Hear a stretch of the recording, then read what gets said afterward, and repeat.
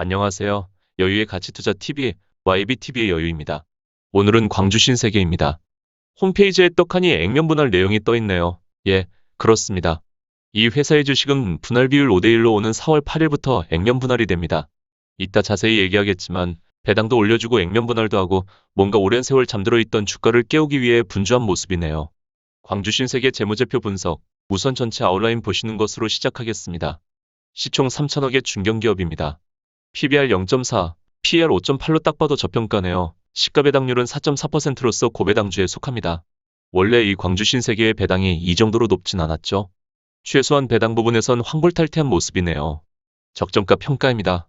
장부상 이익 기준의 에스림에서 100%가 넘는 저평가네요. 현금 흐름을 기준한 DCF 평가에선 무려 300%에 가까운 저평가입니다. 기업 점수 12점, 투자 점수 18점, 모두 상당히 높은 수준입니다. 펀트 지표 보시겠습니다. 코스닥, 코스피 전체 상장사 중 상위 최소 15% 안에 들어가는 저평가입니다. 최근 배당의 급증이 눈에 띄는 배당 차트 확인되고요. 자, 이제 연간 실적 차트 보시는 것으로 광주 신세계 본격 재무제표 분석 시작하겠습니다.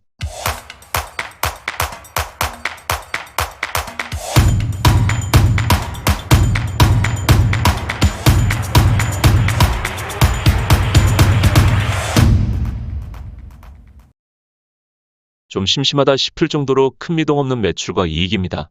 21년 매출 1,700억과 영업이익 606억, 현금 흐름 모두 성장한 모습은 좋아 보입니다. 그런데 2017년에 저 푹 꺼진 매출은 뭐죠? 광주 신세계는 2017년까지만 해도 백화점과 대형마트를 모두 운영하는 법인이었죠. 2017년 대형마트 부분을 이마트에 팔아버렸네요. 돈 되는 백화점 사업에만 집중하겠다는 거죠. 이 결정의 여파는 이따 마진율 분석에서 다시 얘기하기로 하고요. 연간 현금 흐름 보시겠습니다. 매출, 이익과 비슷하게 참 심심한 모습입니다. 와중에 2013년도에 투자연금 흐름과 재무연금의 급변동은 뭘까요? 딱 봐도 뭘 투자했는데 돈 빌려서 투자했다는 건데요. 광주 신세계 백화점 건물과 부지는 자기 것이 아니라 금호터미널로부터 임대차 계약을 맺고 사용하는 관계죠. 이 임대차 계약을 보증금 270억에서 5,270억으로 올리고 기간을 연장하면서 월세는 안 주는 것으로 바꾼 내용이네요. 근데 보증금 5천억 줄 돈이 없었다 그죠? 그래서 회사채 발행으로 땡겼다는 그런 스토리입니다. 자, 이 회사의 자산 구성 보시겠습니다. 물건을 만들어서 재놓고 파는 사업이 아니라 재고자산과 매출채권이 없습니다. 유형자산이야 뭐 백화점 내부의 인테리어 등이겠죠? 건물과 부지는 자기 것이 아니니. 자, 이제 비율 분석입니다. 우선 성장성 보시겠습니다. 아까 살펴보셨듯이 2017년 대형마트 부분의 매각으로 매출이 36% 줄었습니다. 그런데 이익은 단 6%만이 줄었네요. 선택과 집중을 잘한 듯합니다. 역시 백화점 사업의 마진이 높죠. 그리고 다소의 부침이 있었던 매출과 이익이 작년 21년 비로소 눈에 띄는 성장을 보여줍니다. 매출 1,700억 원으로 15% 증가, 영업이익 606억으로 25% 증가한 실적입니다. 비율 분석 수익성입니다. 지속적으로 낮아지는 ROE를 작년에 비로소 돌려놓기 시작합니다. 6%대에서 7%대로 상승했고요. 이 회사 마진율이 참 높네요. 영업이익 마진이 무려 35%에 달합니다. 아무래도 고급 제품을 취급하는 백화점의 마진율이 대형마트의 마진율보단 높겠죠. 마트 종류 마진율이 높아진 모습 알 수 있고요. 수익성에서 비용 분석 보시겠습니다. 매출원가가 2017년 급락하는 모습을 볼 수 있습니다. 대형마트 부문 매각의 효과고요. 18년 이후 판관비가 늘어나는 것은 백화점 사업에 집중하면서 프로모션 등의 비용이 발생한 것으로 이해할 수 있겠습니다. 도표를 보시면 대형마트는 매출원가 비율이 높았고 백화점은 판관비 등의 비용이 높았던 것을 알 수 있네요. 비율 분석 안정성입니다. 아까 살펴본 2013년도 대폭 인상한 임대보증금 때문에 왕창 빌렸던 돈을 매년 착실히 갚아나가고 있습니다. 그리고 2017년도 마침내 차입금을 다 없애버렸네요. 부채 비율 낮아지면서 유동 비율 높아지는 전형적인 우량주의 전형을 차트에서 보여주고 있습니다. 손익자산 간 관계를 볼까요? 백화점 등 소매유통업 운전자산의 특징은 매출채권과 재고자산이 적고 매입 채무가 크다는 것입니다. 상장기업 대부분의 소매유통업은 갑의 지위에 있는 대기업이기 때문에 이런 경향이 더욱 두드러지는데요. 간단히 얘기하자면 매출채권은 카드 결제 기일이 대부분 3일로 짧기 때문에 그렇고 백화점 내의 그 수많은 상품들은 백화점 것이 아닌 입점 매장의 것이기 때문에 재고자산이 거의 없는 것입니다. 게다가 일부의 직영 매장들이 상품 등을 구입할 때는 그 갑의 지위를 10분 활용해서 대부분 외상으로 매입하죠. 그래서 매입 채무는 또 많게 되는 것입니다. 이런 운전자본의 특성은 이따 활동성에서 다시 언급하겠습니다. 매입 채무가 늘어날수록 현금 흐름이 좋아지는 것은 여타의 제조업과 똑같습니다. 자, 이제 감가상각비 보시겠습니다. 2017년 차입금을 말끔하게 갚아버린 우리의 광주 신세계, 2018년엔 뭔가 시설 투자를 또 한 모양입니다. 유형자산과 감가상각비가 급증을 했네요. 왜 그럴까요? 마트 사업 팔아치우고 마진 높은 백화점 사업 더 잘해보려고 정관 리뉴얼과 영업 면적 확대를 단행했네요. 그동안 수비적인 모습만 보이던 광주 신세계 드디어 공격적인 영업 확대에 나서고 있습니다. 50억대의 감가상각비가 200억대를 넘나드는 와중에 영업이익의 방어력이 대단하네요. 20년 이익 감소는 코로나 때문이겠죠? 이제 코로나 끝나고 매출 늘어나고 감가상각비가 줄어가기 시작한다면 이후의 이익 급증은 상상에 맡기겠습니다. 비율 분석 활동성 보시겠습니다. 백화점은 매출액 대비 높은 마진율로 이익을 뽑아내는 사업 형태이기 때문에 매출액을 기준으로 하는 자산 회전율은 낮을 수밖에 없습니다. 하지만 이제 유형자산 회전율을 필두로 바닥을 치고 올라오려는 모습 보이고요. 아까도 언급했지만 백화점 등 소매유통업의 특징이 이 운전자산 회전일수에 적나라하게 드러납니다. 매출채권과 재고자산은 적고 매입 채무는 많아서 이 기업의 현금 회전일수는 심지어 마이너스입니다.